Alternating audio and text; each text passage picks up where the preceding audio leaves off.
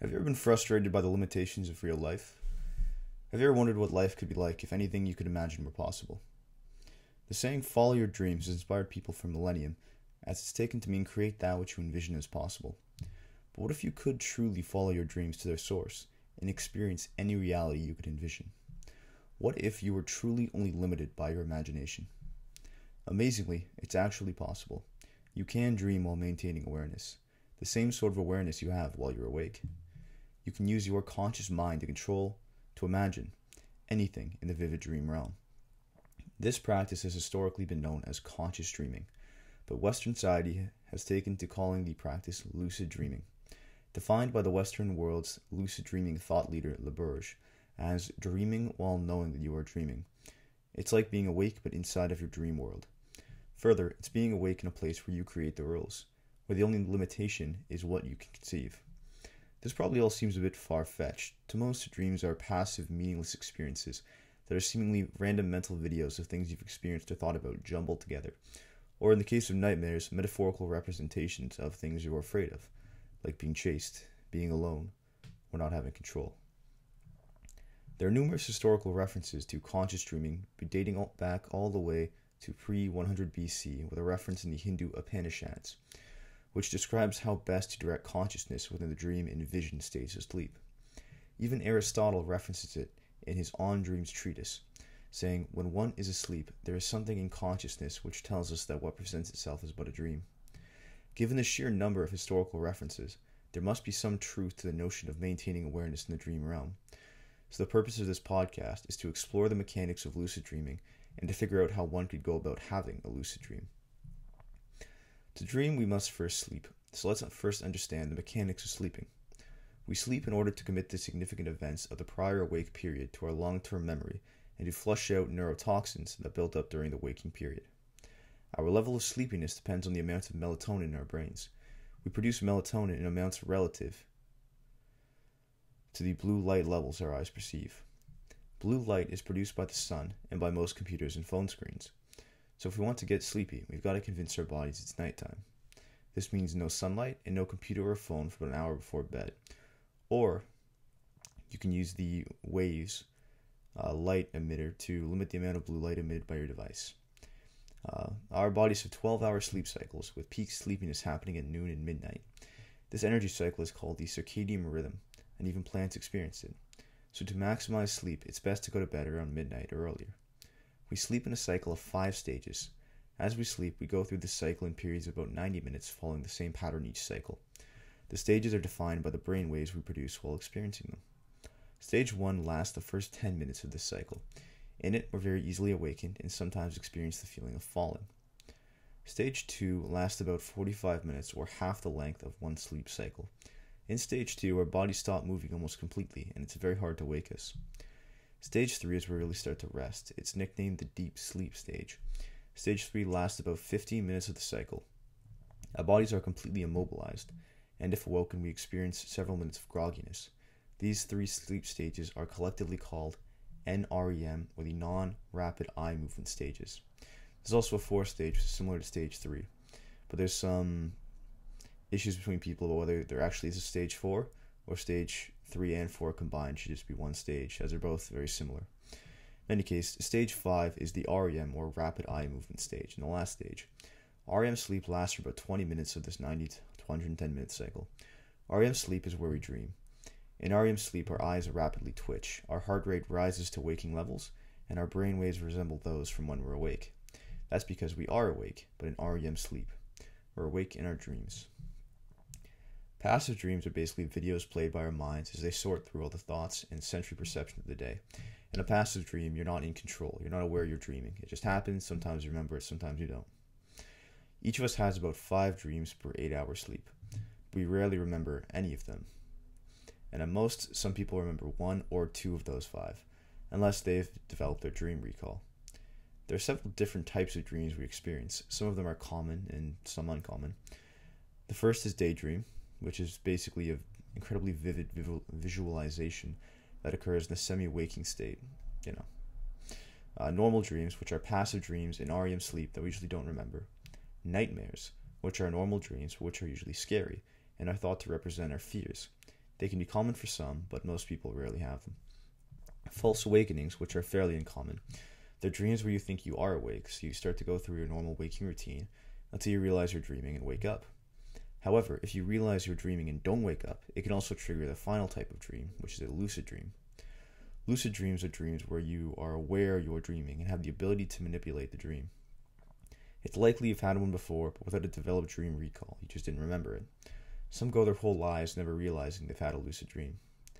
There are several methods to trigger lucid dreams, but to ensure you remember that you've had one, you first have to improve your dream recall. Dream recall is the number of dreams you remember having after waking up. Experts usually remember a few dreams a night. The first step to improving dream recall is to begin recording your dreams. I use a little notebook beside my bed. Whenever you remember having a dream, write any details you remember in your book, with the idea being to train your brain to remember the precise details of your dreams, and thus to place more subconscious import into your dreams. Next, for a few minutes before you go to bed, softly repeat the mantra to yourself, I will remember my dreams. It does seem silly, but it will convince your subconscious to prioritize remembering dreams, same as with the dream journal. Occasionally, even repeat the mantra in your dreams and pop into a lucid dream. This is known as a mild or mnemonically induced lucid dream. You can also use binaural beats to trick your brain into going into a meditative state, which is good practice for getting used to the feeling of lucid dreams. Binaural beats play 2 different hertz tones in each ear, causing your brain to produce the difference to equalize them. So a theta binaural beat would be, say, a 130 hertz and a 137 hertz tone to get your brain to work at a 7 hertz frequency, which is the same brainwave frequency as a deep state of meditation. Next, begin practicing the wake recall method. Basically, you sleep for 4.5 hours to get to the end of an REM dream sleep cycle. Then you wake yourself up with an alarm and record whatever dreams you remember. Every subsequent 90 minutes, you wake yourself again and record your dreams until you're waking up for the day. Finally, if these methods are insufficient, there are some supplements you can take. Supplements like Kaleazacatecini, galantamine, melatonin, and vitamin B6. If you practice all these steps nightly, you'll immediately improve your dream recall, which is essential to remembering the lucid dreams you'll hopefully be having. Once you've adopted these habits, you're ready to trigger a lucid dream. First, begin doing reality checks. Basically, you get into the habit of confirming you're in the waking world. I like to put my hands together and see if one goes through the other. If it goes through, I'm dreaming. The idea is to make the activity so habitual that you'll do it in a dream.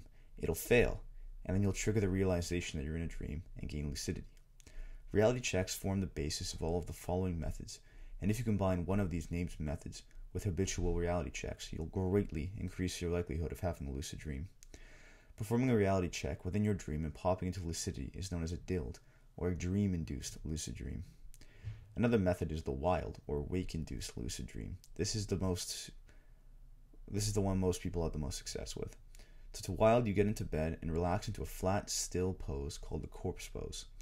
Usually, this is done after waking a few hours into sleep. Relax and loosen your body. Breathe slowly and deeply. Empty your mind of thoughts. Begin to focus on any sleep-induced stimuli present, any hypnagogic memory, usually flowing colorful patterns behind your eyelids. You'll begin to drift into sleep. Hold on to your conscious awareness. If you lose your lucidity, you won't have a lucid dream. During this phase, you need absolute stillness and peace. No petting your cat or going to the bathroom. A way of maintaining awareness is to repeat the mantra, I'm dreaming, to yourself. As the dream takes you, begin to construct your dream scene, a visualized place where you can make the transition from awake to dreaming. If you don't construct a dream scene, usually you'll just dream about your bedroom. With luck and practice, you'll be able to disassociate from your body completely while staying aware, and then voila, you are lucid dreaming. Congrats.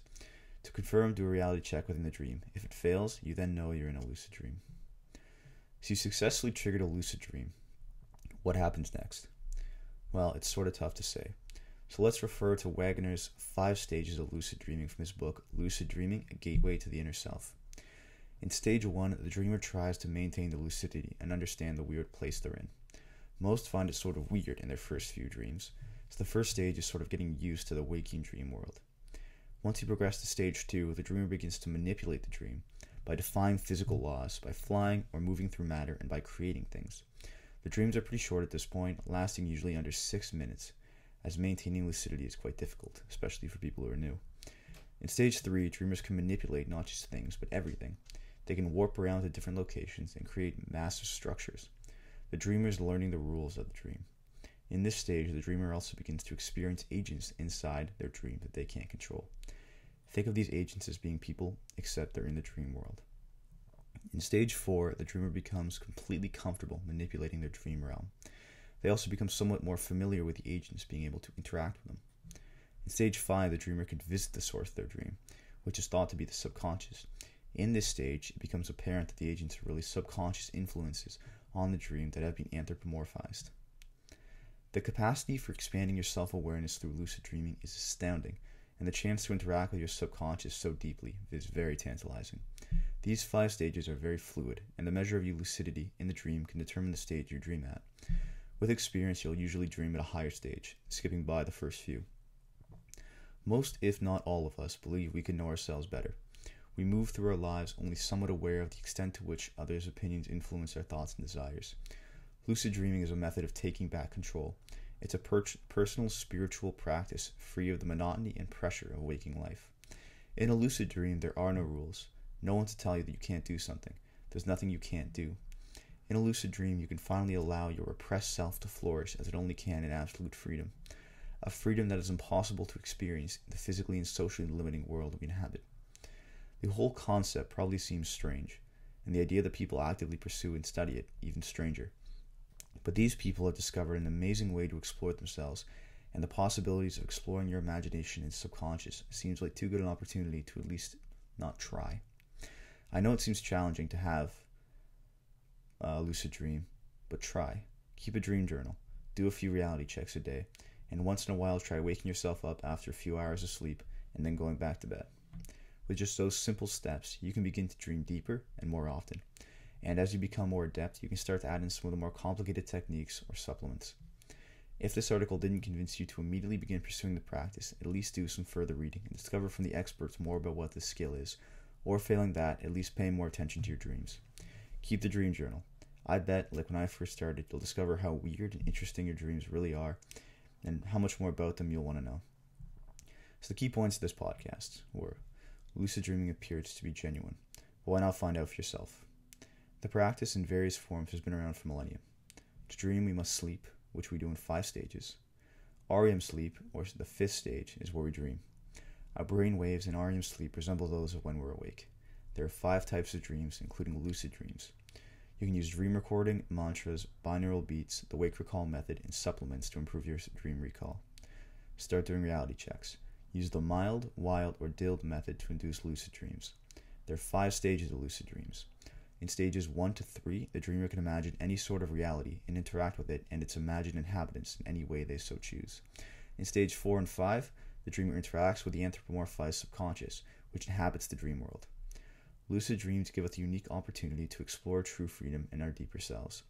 With practice and perseverance, anyone can become adept at lucid dreaming. So why not give it a try? This is from a fellow dreamer, Andrew.